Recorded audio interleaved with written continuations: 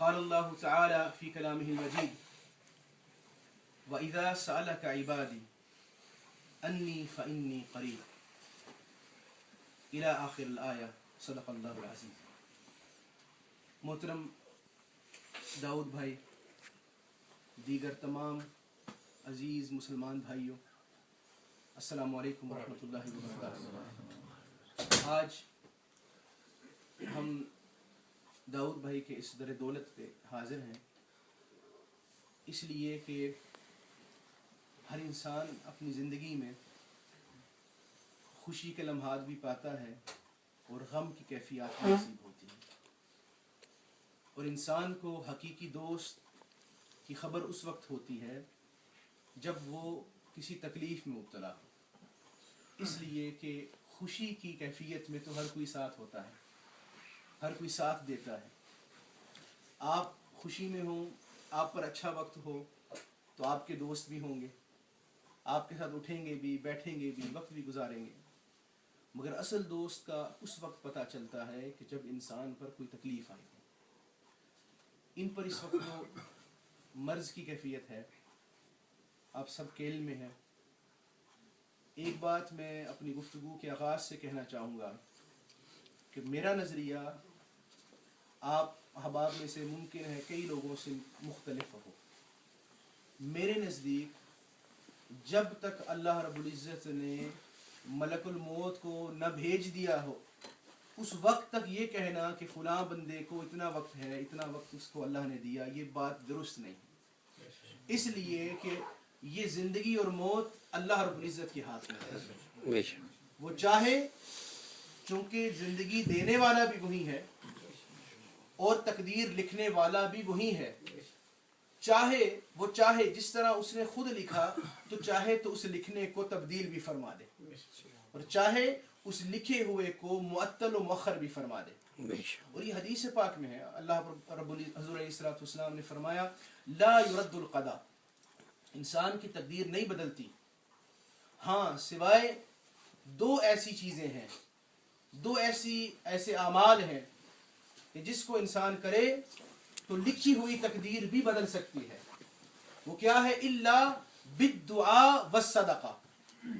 ایک شے دعا ہے، اللہ کی بارگاہ میں التجا ہے، اور دوسری شے فرمایا صدقہ ہے.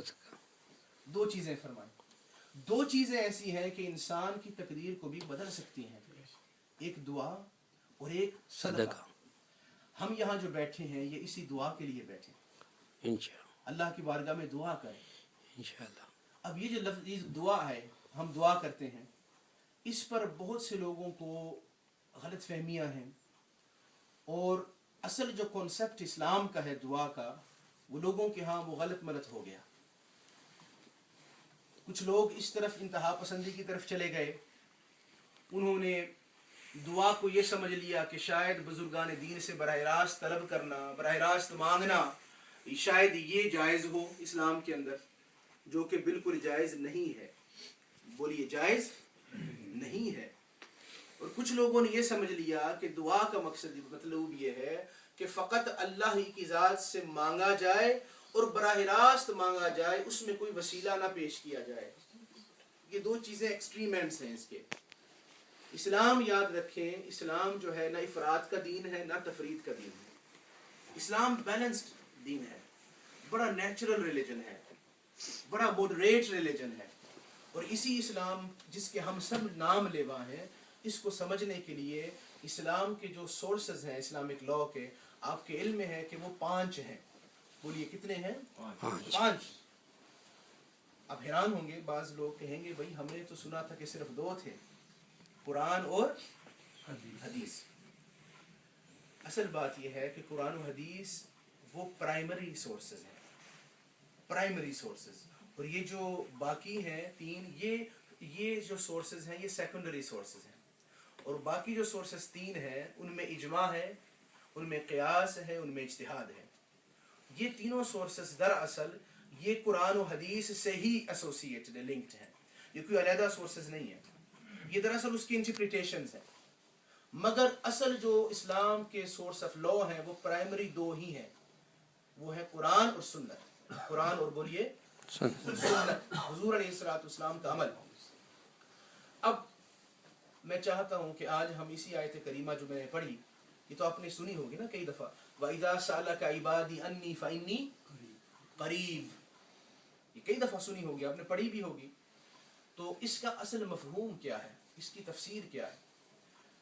اللہ رب العزت نے فرمایا کہ وَإِذَا سَأَلَكَ، اے حبیب صلی اللہ علیہ وآلہ وسلم، اے میرے مصطفیٰ، میرے نبی، میرے رسول، جب آپ سے کوئی شخص میرے بارے میں پوچھے، وَإِذَا سَأَلَكَ، جب آپ سے کوئی پوچھے، عبادی، میرا بندہ، انی فإنی قریب، اسے بتا دیں کہ میں اس کے قریب ہی ہوں، اجیب دعوت الداعی اذا دعان، میں اس کی دعا کو قبول کرتا ہوں جب وہ مجھ سے مانگے گا۔ سبحان، سو فلیستجیبوا لی، سو پھر لوگوں مجھ سے طلب کرو، اور ولیؤمنوا بی، پھر مجھ پر ایمان لاؤ۔ تو اللہ رب العزت نے بیسیکلی اس آیت کریمہ میں یہ فرمایا کہ مجھ سے طلب کرو۔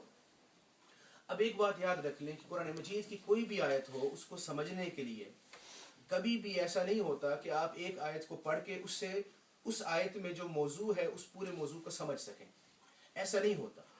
ایسا کہنے والے نادان ہوتے ہیں، انہیں قرآن و حدیث کے علوم کا پتہ ہی نہیں۔ اگر ایسا ہوتا کہ آپ ایک آیت کریمہ کو لے کر لٹرلی اسی سے سمجھ لیں اس کو پورے موضوع کو، تو پھر تو آیات کریمہ ایسی بھی ہے جس میں لکھا ہے کہ مثلا قتل کر دو ان کفار کو بھئی جہاں یہ پائے جاتے ہیں، جہاں بھی تمہیں ملے۔ اب یہ آیت کریمہ ہے، اب اس آیت کریمہ کو آپ اسی کو فالو کریں، آپ سمجھے جی جہاد کا موضوع اور قتل کرنا، کفار کے ساتھ معاملات کرنا، اس آیت میں چونکہ لکھا ہے اقتلوا الکفار، جہاں بھی ملے انہیں قتل کر دو، اس کا مطلب یہ ہے چلو جی کرافٹن اسٹریٹ چلیں اور کون اسٹریٹ چلیں اور وہاں جو بھی ملتا ہے بس اسے اڑا دو۔ کیا یہ درست ہوگی انٹرپریٹیشن؟ نہیں، بولیے وہ درست ہوگی یا نہیں؟ نہیں ہوگی درست۔ کیوں؟ اس لیے کہ آیت کریمہ حق ہے، لیکن اس آیت کریمہ میں جو موضوع ہے اس کو سمجھنے کے لیے باقی قتال پر، جہاد پر جتنی آیات ہیں، حتیٰ کہ احادیث ہیں حضور علیہ الصلوۃ والسلام کی، جب تک وہ آپ کی نظر میں نہ ہو، جب تک آپ نے ان کو اسٹڈی نہ کیا ہو، اس وقت تک آپ کچھ بھی اس آیت سے کنکلوڈ نہیں کر سکتے۔ یہ جو میں نے ایک مثال دی آپ کو ایک آیت کریمہ کی، اور یہ موضوع چونکہ ایکسٹریمزم کا بڑا عام ہے، اسی کے رخ میں، اسی کے آئینے میں اب اس آیت کو سمجھے، وَإِذَا سَأَلَكَ عِبَادِي أَنِّي فَإِنِّي قَرِيب۔ اب لوگ اس کو مس یوز کرتے ہیں، لوگ اس کو مس انٹرپریٹ کرتے ہیں، مس کوٹ کرتے ہیں اس آیت کو، اور کہتے ہیں اس میں مراد یہی ہے بس اللہ کو ڈائریکٹ اللہ سے مانگو، اور اللہ سے بس یہی کہو بس اللہ مجھے یا اللہ شفا عطا فرما دے، اور اس کے علاوہ کچھ بھی جائز نہیں ہے، لوگ یہ کہتے ہیں۔ اب سمجھنا یہ ہے کہ کیا یہ بات درست ہے یا غلط ہے؟ یہ بات کہ اللہ سے ہی مانگنا چاہیے، اور اللہ سے اس انداز سے مانگنا چاہیے کہ یا اللہ مجھے شفا عطا فرما دے، اور اس میں نہ کوئی وسیلہ پیش کریں، نہ کوئی اس میں کوئی واسطہ پیش کریں، یہ بات جو ہے اس آیت کریمہ سے یہ مفہوم نہیں نکلتا۔ مفہوم یہ نکلتا ہے کہ ایک طریقہ مانگنے کا یہ بھی ہے کہ آپ اللہ سے براہ راست مانگے اور اسے بغیر کسی وسیلے کے مانگے، کسی واسطے کے بغیر مانگے، یا اللہ مجھے عطا فرما دے، یا اللہ مجھے شفا عطا فرما دے۔ یہ طریقہ بیان کیا ہے، مگر اس کا مطلب یہ نہیں کہ اس کے علاوہ باقی کوئی طریقہ نہیں۔ اب آئیے، یہ طریقہ تو ہمیں پتہ ہے، آپ کو بھی پتہ ہے کہ ہم اللہ رب العزت سے براہ راست مانگتے ہیں، اللہم اہدنا الصراط المستقیم، یا اللہ ہمیں ربنا تقبل منا انک انت السمیع العلیم، ربنا آتنا فی الدنیا حسنہ، ہم براہ راست مانگتے ہیں یا اللہ ہماری دنیا آخرت کو سنوار دے، ہمیں اس دنیا میں بھی حسنہ عطا فرما، آخرت میں بھی حسنہ عطا فرما۔ یہ بات تو سمجھ میں آتی ہے، اس پر کوئی کہتے ہیں کسی کو بھی کنفیوژن نہیں ہے، مگر یہ بات یاد رکھ لیں یہ واحد ذریعہ نہیں ہے دعا کا، یہ واحد ذریعہ بولیے نہیں ہے دعا کا۔ قرآن مجید کی مختلف اور آیات کریمہ ہیں، ان کو پڑھیں۔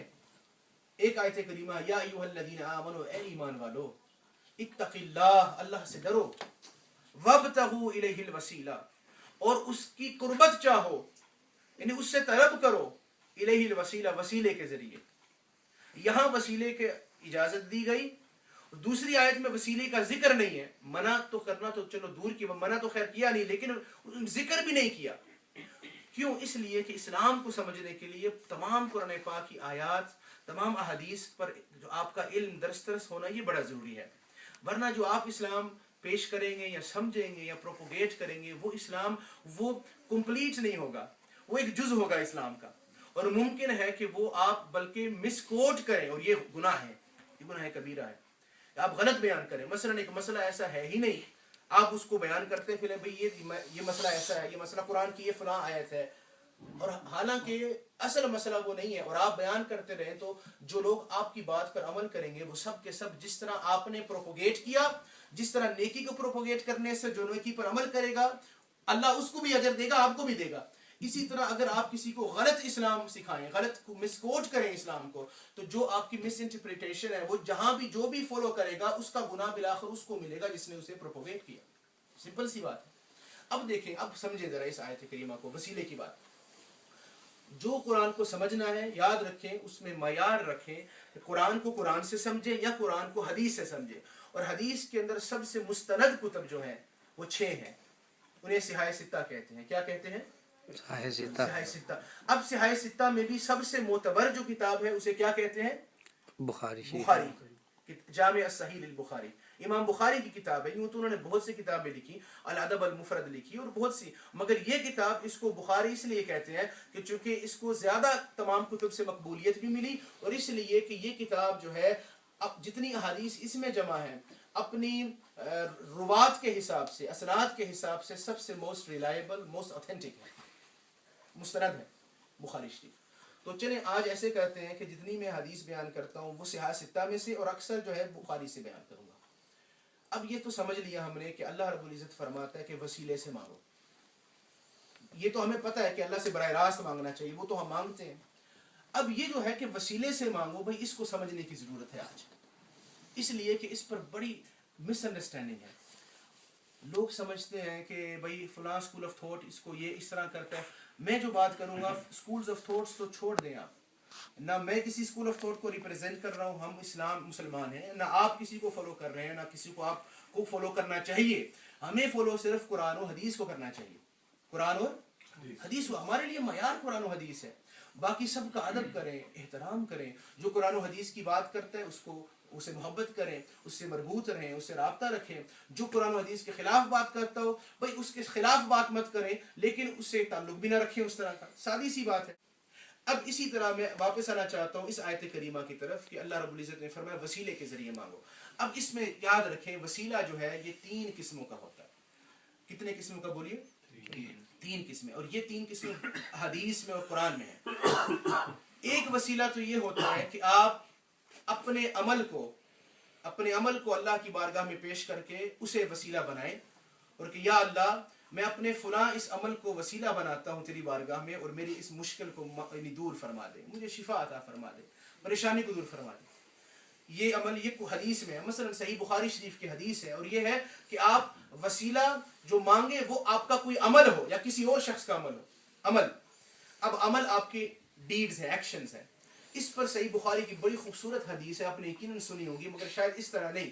وہ یہ ہے کہ حضور علیہ الصلوۃ والسلام نے فرمایا بنی اسرائیل کے 3 افراد تھے، وہ سفر پہ تھے، سفر کے دوران شدید طوفان آیا، بارش آئی، اور وہ ایک ایسے پہاڑی علاقے میں تھے کہ جہاں انہیں کوئی بھی شیڈو، کہیں بھی پناہ رکھنے کی کوئی جگہ نہیں تھی، پناہ لینے کی، سوائے اس کے کہ وہ پہاڑ کی غار کے اندر چلے جاتے۔ تو وہ پہاڑ کی، صحیح بخاری کے اندر ہے، پہاڑ کی غار کے اندر چلے گئے۔ اب جو غار میں چلے گئے تو طوفان اتنا شدید تھا کہ ایک بہت بڑا پتھر جو ہے اس غار کے دہانے پر آ کھڑا، اس کے انٹرنس پہ آ گیا۔ اب وہ 3 افراد کوشش کریں، دھکے دیں، کوشش کریں اس پتھر کو ہٹانے کی کہ باہر نکلیں اب، لیکن وہ پتھر ٹس سے مس نہ ہوا، پتھر نہیں ہلا اس سے، اتنا اس کا وزن اتنا زیادہ تھا۔ اب وہ بڑے پریشان ہوئے،